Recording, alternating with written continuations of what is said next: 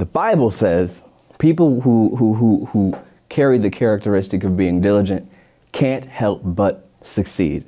The thoughts of the diligent tend only to plenteousness, but of everyone that is hasty, only to want. There's a big difference between the people who fall for the get-rich-quick scheme versus those who are just going to put in the work until they see the success. Because there's no real shortcut. There's no shortcut, and there's also no real secret. Sorry, spoiler alert, there's no secret to success.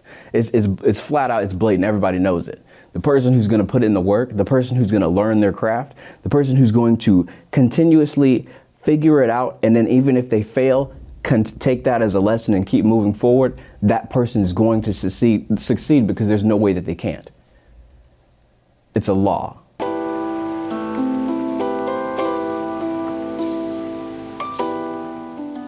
Dear Heavenly Father, thank you for giving us this opportunity to spend this time with each other. Thank you for the people you've put in our lives. Thank you for the mission you've put on our hearts. Thank you for the purpose that you've given us. Thank you for the gifts and abilities, the skills that you've given us. Thank you for the wisdom on how to use these gifts and abilities to do what you've created us to do. Thank you for all that you've done, all that you will do. I pray that in this episode, you think through me and speak through me so that the words that come out of my mouth are pleasing to you and serves the people that listen. I pray this in Jesus' name. Amen. Hello, welcome to another episode of A King's Journal. Today is a special day. This episode is a special episode. It's your boy Martel. Today we have a live studio audience. We are sitting here with my beautiful girlfriend, Miss Aisha. And also, another thing, this is going to sound crazy. This episode is going to be a little bit different because I'm about to give you the secret. Come here. The secret to success. And I know you've heard about The Secret. There's a movie on it. There's a documentary. I know you've heard about, Think and Grow Rich, all that stuff, manifesting things by just sitting down and imagining what you want and just sitting there for a long time and just thinking that it's going to happen. I've got the secret to success. I've got the real secret to success, and I'm about to give it to you in this episode today. The secret to success is diligence. Martel, what does that mean? What are you talking about? Look, I know that's what you're going to say. That's why I've got the definition for you right here. So diligence, the word diligent, it shows up a few different times. It shows up actually a lot, but specifically I'm talking about how it shows up in the book of Proverbs. It's so pretty much the definition, it goes sharp pointed, sharp, diligent. And then you've got the three other words that describe it. Strict decision, trench, moat, ditch, gold. Now, at the end of this, you can go to the link at the bottom of this episode. It'll be in the description where you can find a full breakdown of a full word study on the word diligence, specifically diligence and how you see it in the Proverbs and what it means and what it relates to. But for this, I'm not going to go into all that. You can get the breakdown if you want it after this. But for this, I'm going to go ahead and talk about what it means. So, diligence, you can pretty much sum up those definitions. Sharp is keen in intellect, keen in perception, and then keen in attention. This is skillful. This is someone who knows how to do what they are doing. This is someone who takes the time to learn more about the thing that they try to do so that they can be better at it. This is someone who pays attention to everything that they need to pay attention to so they can have a sort of perception in their area so they can be quick on opportunities. This is someone who is going to do something consistently until they are good at it, even if they don't start off that well. That's what diligent is. And so I want to tell you a story, but first I want to give you a few scriptures to get this idea. Proverbs 10:4, Proverbs 12:24, Proverbs 12:27, Proverbs 13:4, Proverbs 21:5. This is all going to be in the breakdown. Get in the breakdown. A few of them. The first one I want to talk about is Proverbs 12:24. The hand of the diligent shall bear rule, but the slothful shall be under tribute. The hand of the diligent shall bear rule, but the slothful shall be under tribute. Tribute is forced labor. Someone who has to work and they have no other choice. Someone who is like, pulled in and where they're told you need to do this. You need to stay here and you need to do this for this amount of time. You're going to be doing these specific tasks and you don't have an option in that. But the opposite of that is the diligent, the person who has the opportunity to do what they want to do, to tell, the other people who might be under tribute what the instructions are. Now, I'm not necessarily talking about slaves and rulers and things like that, but I'm talking about someone who has more freedom. That's what I'm talking about. And now an example of this, because I was trying to figure out an example of this before this episode, to really give what diligence really looks like. Because diligent also, if you go back to the Merriam-Webster definition, it's characterized by steady, earnest, and energetic effort. Again, consistency. Building, compounding those skills, compounding those cognitions, and learning at a deeper level what it is that you do. So, story time. Back in the day, okay, I graduated high school. I went to a few different places. I transferred, ended up at Michigan State, okay?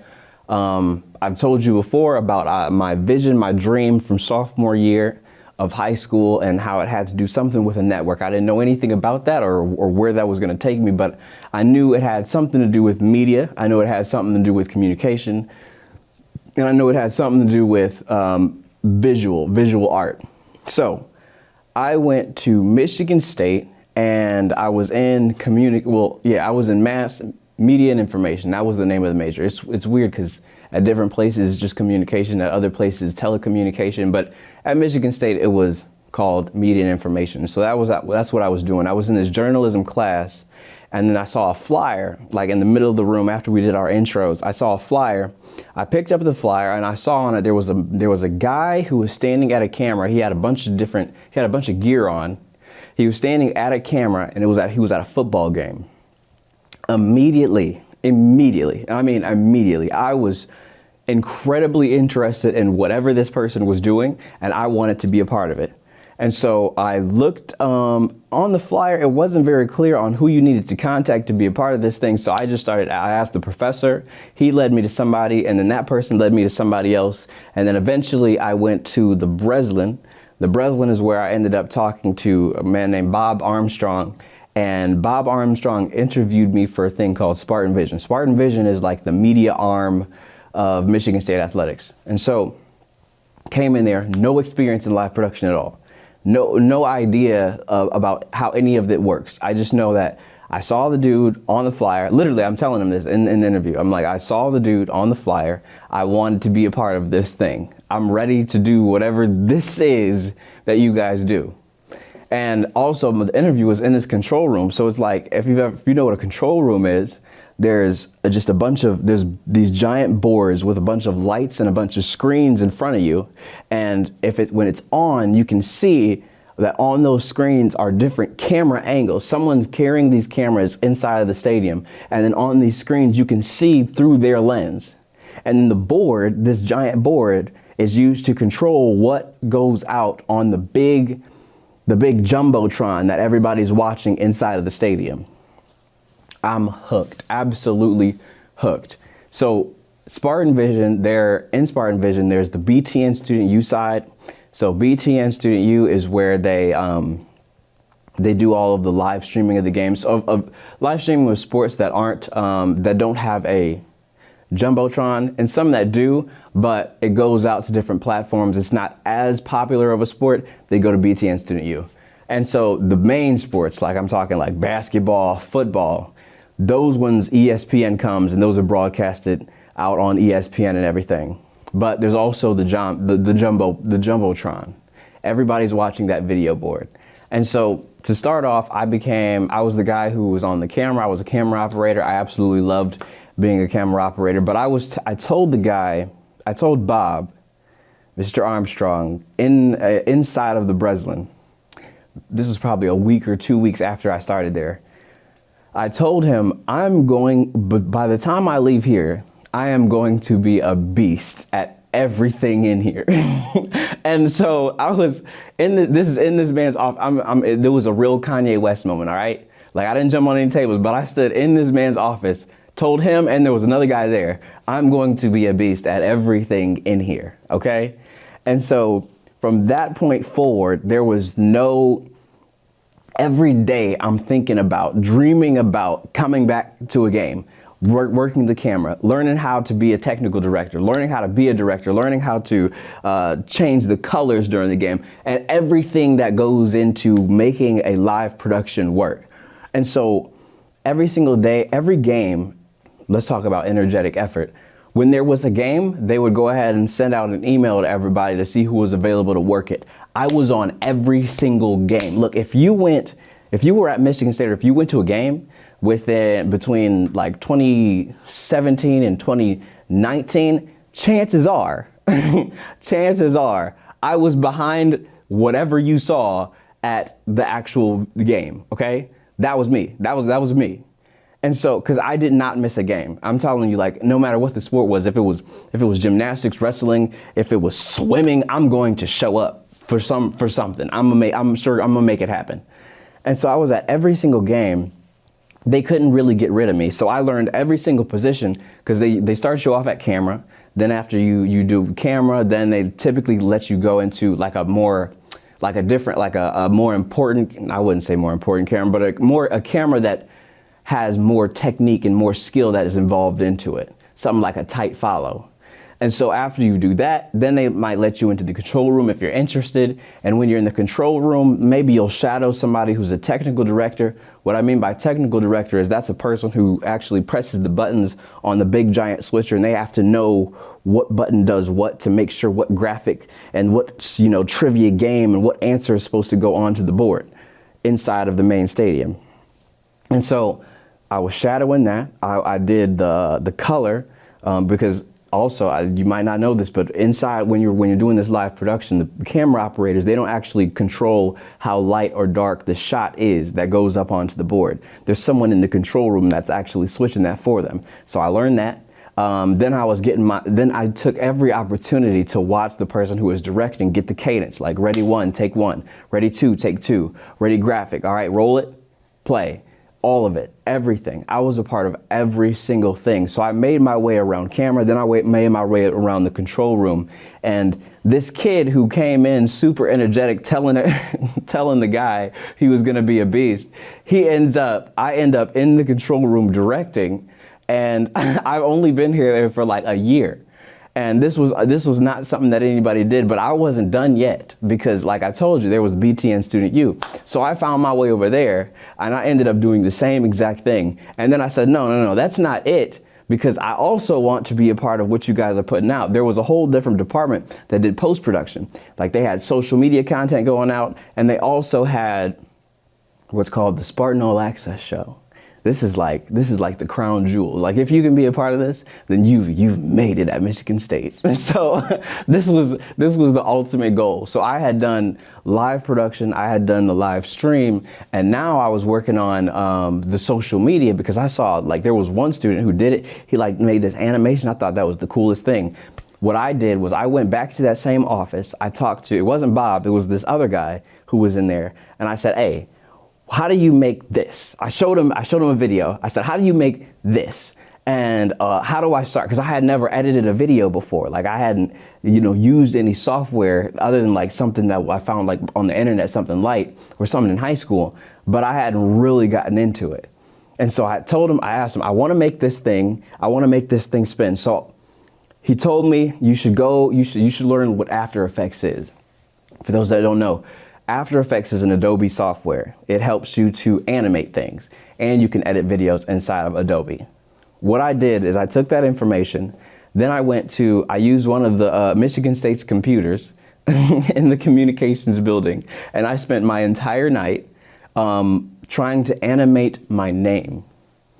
If I can find this video, I'm gonna make sure that it is in here, but I spent the entire night, I'm talking at least 12 hours. I typed my name, and in this thing, I was trying to make my name spin all night, all night. And when I finally got it, when I finally made my name spin, I felt like the most accomplished person on the planet. Like, I sent it to like 5 different people. I told everybody that I did it, and it was just extremely exciting for me. But it was the beginning. It was definitely the beginning.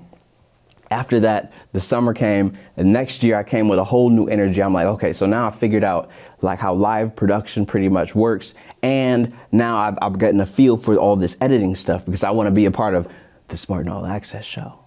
And so I go home and I bought a course on Adobe Premiere Pro. I bought a course on Photoshop, and I bought a course on After Effects. And then every single night after classes were finished, I would go home, and if there wasn't a game, because I was at every game, like I said, I stayed at every game.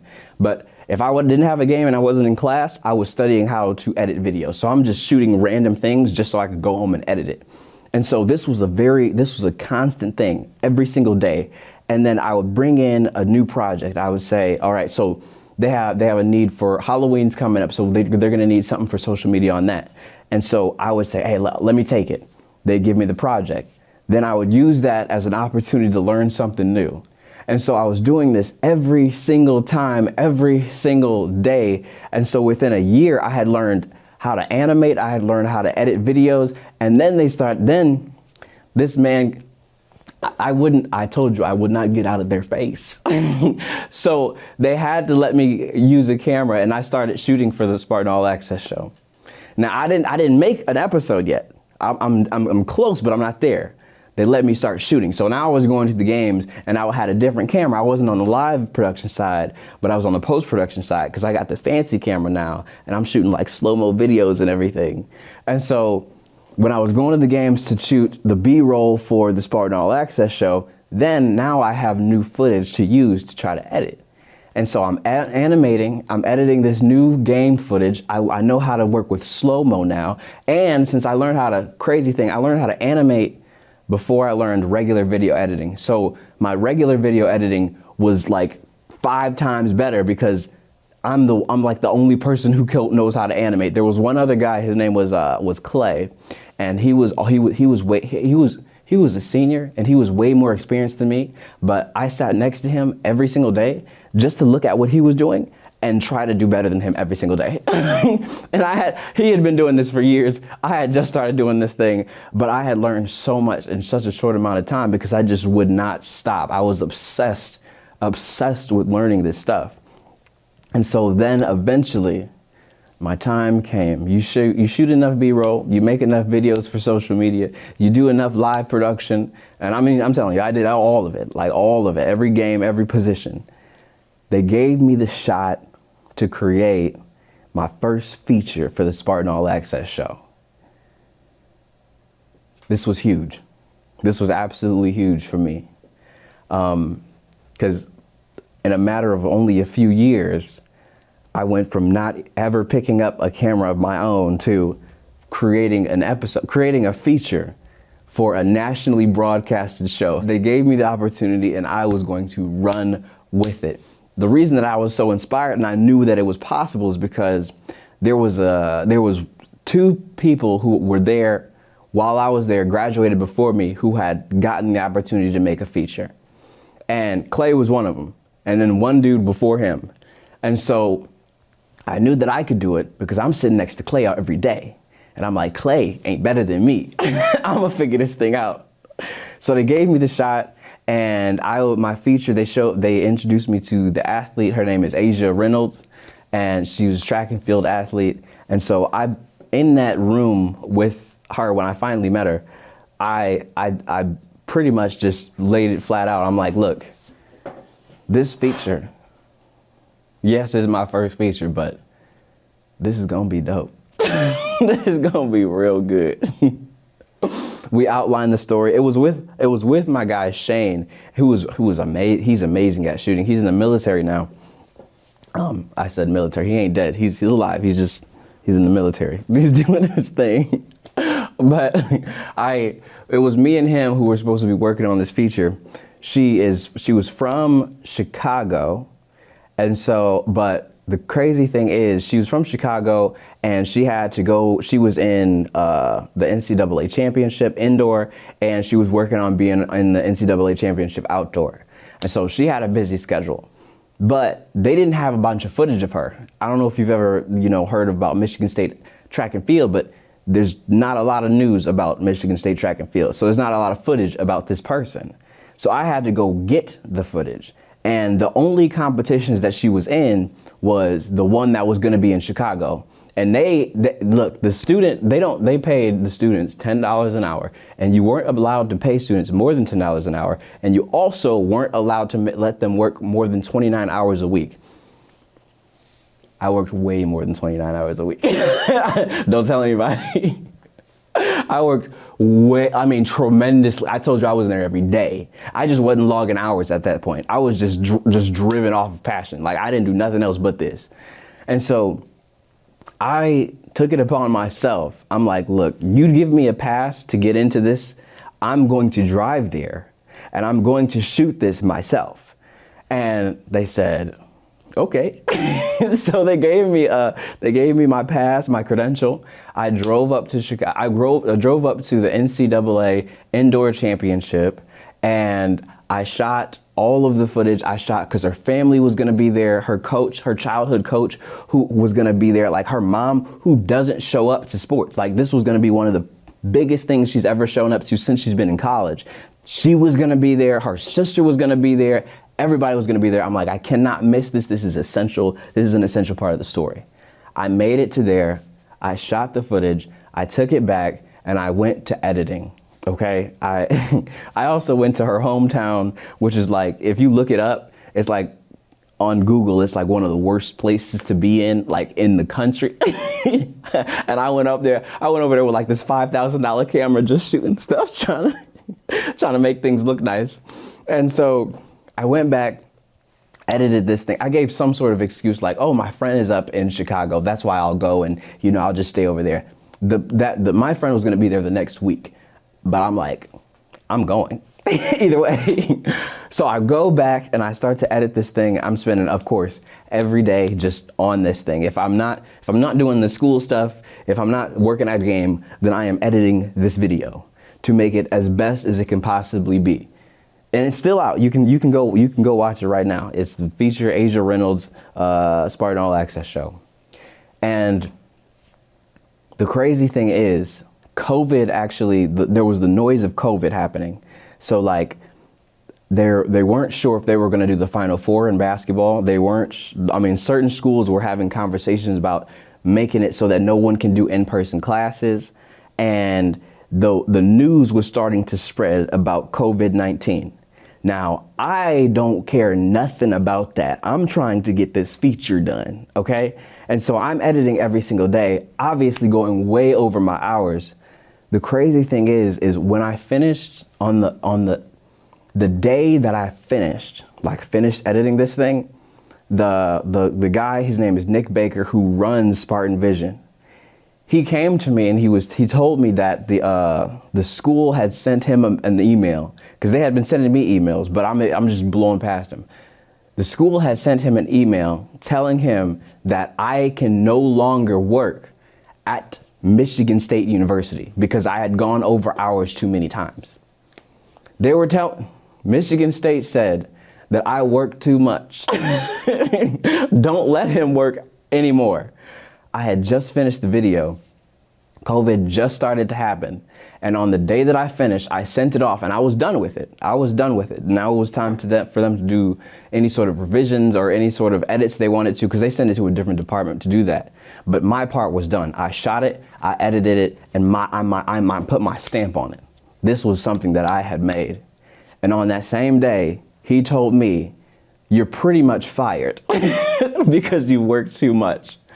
The secret is, and for my people who are at Michigan State Spartan Vision during that time, y'all didn't know this, but no one was able to work again because of COVID. But I also, if COVID didn't happen, I wasn't going to be able to be there. Moral of the story is, this diligence that I had towards learning this skill, this diligence that I had towards being a part of everything, this interest that I had in not letting my unskilledness, if you will, at the beginning, stop me from getting the skill. I sought the information. I bought the courses. I'm sitting at home figuring this thing out on a regular basis. This is energetic effort. This is skilled. This is becoming skillful. I wasn't going to let anything stop me from getting to the goal that I was trying to get to. I wasn't going to let anything stop me from getting to every single part of this. And that's not even all the entire story, because a lot more happened with BTN Student U. But after all of this, it was just wild that, you know, when you look back before that faithful day, you know, a year, 3 years beforehand, I didn't know anything about live production. I wasn't working with any sort of cameras. I didn't know anything about editing. I couldn't tell you a story visually through a camera. And then fast forward, and this wasn't because of a class, no shot at Michigan State's education, but this was all because I went to work. I was diligent about it, and I focused. The Bible says people who carry the characteristic of being diligent can't help but succeed. The thoughts of the diligent tend only to plenteousness, but of everyone that is hasty, only to want. There's a big difference between the people who want the get-rich-quick scheme, who fall for the get-rich-quick scheme, versus those who are just going to put in the work until they see the success. Because there's no real shortcut. There's no shortcut, and there's also no real secret. Sorry, spoiler alert, there's no secret to success. It's flat out, it's blatant, everybody knows it. The person who's going to put in the work, the person who's going to learn their craft, the person who's going to continuously figure it out, and then even if they fail, take that as a lesson and keep moving forward, that person is going to succeed because there's no way that they can't. It's a law.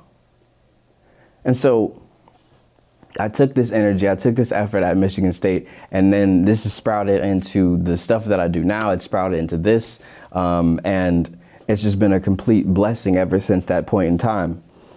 But like I said, the secret to success, but there ain't no secret, is diligence. So if you just so happen to be a person who, you know, there's a lot of opportunities out there. Everybody might come to you and say, like, oh, look, this thing is going to make you a millionaire in 2 months. You need to not listen to them at all. It's a waste of your time. It's a waste of your time, and most likely it'll take your money. The fruit, the power, is in your ability to be diligent. We were called to be fruitful and we were called to multiply, but you can't grow a garden, you can't expand a garden if you don't work on it. And that's the moral of the story. So people, there might be another episode, something along these lines of diligence as well, but those are the scriptures. If you want the breakdown, get it in the description, click that link, put your information in, and it'll be sent to you. My name is Martel. This is A King's Journal, and I hope to see y'all next week. Peace.